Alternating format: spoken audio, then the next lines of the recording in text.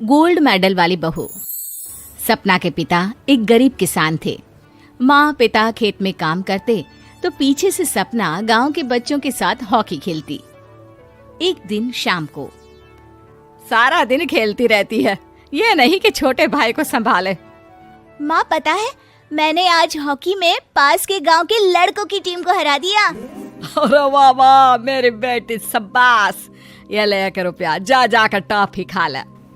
सपना खुशी से पिता के गले लग जाती है और बाहर चली जाती है। अरे तुम इसको बिगाड़ रहे हो, मैं ना इसकी शादी ही करा दूंगी। ऐसा कैसे शादी करा देगी? हाँ, अभी तो उम्र खेलने की है। माँ बड़बड़ करती वहां से निकल जाती है। लेकिन शाम को उन लोगों के घर कुछ लोग आते हैं। अरे राम सुखिया, जरा ये तो बतलाओ, सपना के बारे में क्या सोचा है? अरे क्या सोचना है मास्टर जी, पढ़ रही है, जितना पढ़ सकती है पढ़े, फिर शादी करवा देंगे, कोई अच्छा सा गांव का ही लड़का देख लेंगे। अरे तुम तो उसके पिता हो, तुमको कुछ नहीं पता? माँ घबरा जाती है। अरे का मास्टर जी, का पता नहीं, का हो गया? हम तो इनसे पहले ही बोल रहे थे कि लड़की की जात है, संभाल लो। अरे भाभी जी, आप भी ना कभी अच्छा भी सोच लिया करो। अरे सपना क्या खेलती है हॉकी, बड़े से बड़े आदमी भी नहीं जीत पाते हैं उससे। कल गांव में एक टीम आ रही है, लड़कियों की हॉकी खेलने उसे भेज देना, वहां शायद कुछ बात बन जाए। अरे ना ना मास्टर जी, कोई खेल वेल नहीं करवाना हम लोगों को, वो भी शहर के लोगों के साथ तो बिल्कुल भी ना। शहर के लोगों को ना कोई भरोसा नहीं होता मास्टर जी। अरे कैसी बात कर रही हो सपना की माँ, बुरा आदमी तो हर जगह मिल जाएगा, उसके लिए शहर का और गांव का। हाँ हाँ मास्टर जी, हम लोग तैयार हैं, कल आ जाएगी सपना वक्त से। माँ के लाख मना करने पर भी पिता सपना को हॉकी टीम के लिए भेज देते हैं।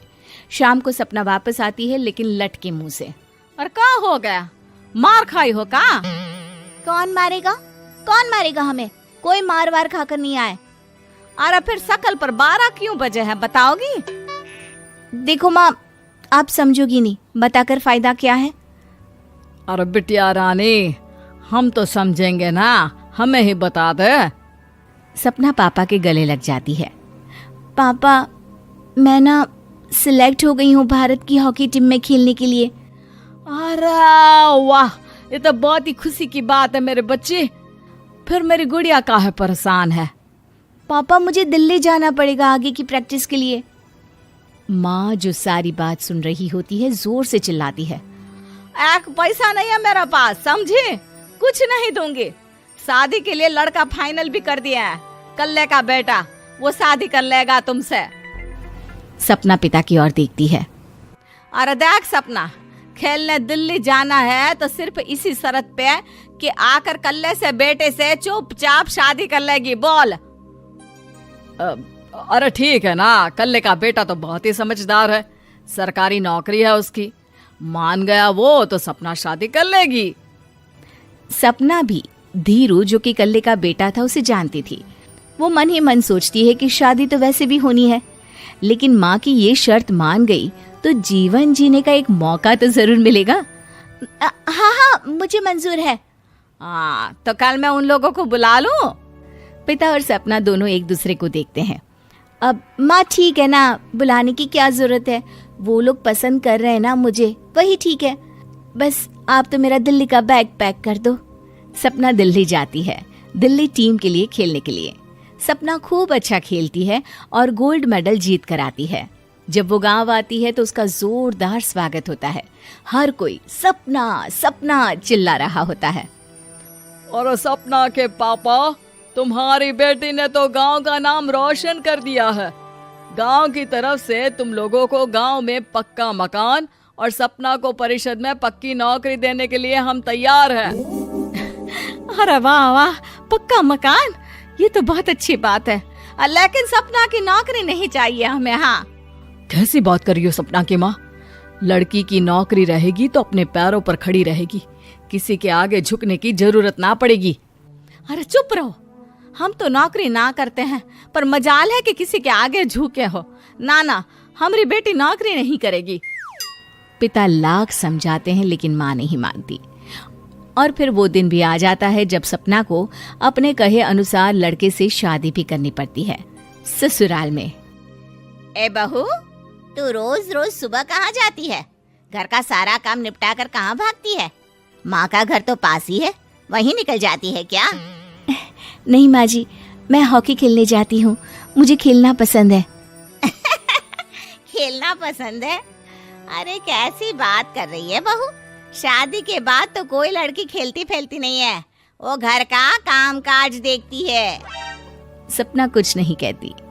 वो एक रोज कमरे में अपनी अलमारी ठीक कर रही होती है कि तब सुनो, वो जो लटक रहा है ना, क्या बोलते हैं उसे?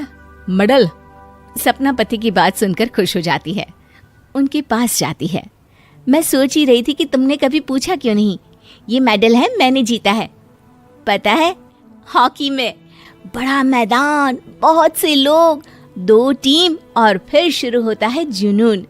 पता है, लगता है जैसे बस जिंदगी यही है, खेलते रहो, भागते रहो, दौड़ते रहो और लक्ष्य को पालो।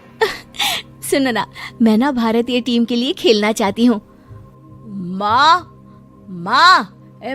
यहाँ तो आ जरा। सपना हैरान हो जाती है कि ये क्या हो गया, पति अचानक से माँ को क्यों बुला रहा है। हाँ बेटा, क्या क्या हो गया? काहे गला फाड़ रहे हो? माँ, ये सपना क्या कह रही है? अरे बीवी तो बोलती ही रहती है बेटा, लेकिन क्या हो गया, चिल्ला क्यों रहे हो? ऐसा क्या बोल दिया इसने? माँ ये बोल रही है कि इसको खेलना है भारतीय टीम के लिए। सपना डर जाती है। नहीं नहीं माँ जी, मैंने कहा कि मैं चाहती हूँ कि वो मैं बोला था ना, शादी के बाद कोई खेलता नहीं, घर का काम काज देखता है, लेकिन फिर भी।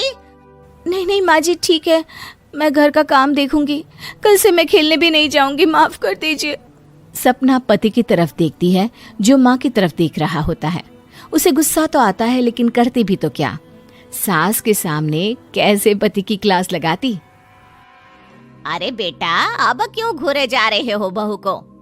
माँ, अभी इस बात का फैसला करके जाना, वरना ये तो तेरे कमरे से जाने के बाद मुझे। अब चुप हो जाइए आप, छोटी सी बात का बतंगड़ मत बनाइए। छोटी सी बात? बहू, ये कोई छोटी बात नहीं है।